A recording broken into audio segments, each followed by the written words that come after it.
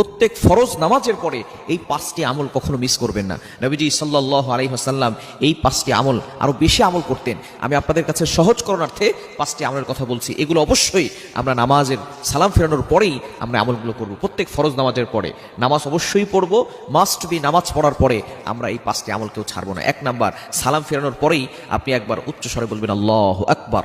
আল্লাহ হলেন সবার বড়। আপনি নামাজ পড়েছেন, সেখানে আল্লাহর ঘোষণা দিয়েছেন। নামাজ শুরু করেছেন আল্লাহু আকবার দিয়ে, নামাজ শেষ করেছেন আসসালামু আলাইকুম ওয়া রাহমাতুল্লাহ বলে, এরপর আপনি আবারও আল্লাহু আকবার বলে আল্লাহকে ঘোষণা দিতে যাচ্ছেন আল্লাহ আপনি হলেন সবার বড়, আপনার থেকে বড় আর কেউ নাই। এরপরে আপনি বলবেন আস্তাগফিরুল্লাহ। মুসলিম শরীফের হাদিস, তিরমিজি শরীফ, বিভিন্ন সিয়াসিত্তার হাদিসের কিতাবের ভিতরে হাদিসটি এসেছে। 1 নাম্বার হচ্ছে আল্লাহু আকবার বলা, 2 নাম্বার হচ্ছে ইস্তেগফার। অবশ্যই আপনি 3 বার ইস্তেগফার পড়বেন, আস্তাগফিরুল্লাহ আস্তাগফিরুল্লাহ আস্তাগফিরুল্লাহ, এটা 3 বার পড়বেন। আল্লাহর কাছে ক্ষমা প্রার্থনা করে নিব। তাহলে নামাজের ভিতরে যে ভুল ত্রুটিগুলো হয়েছে ছোটখাটো, এগুলো পাক রব্বুল আলামিন ক্ষমা করে দিবেন।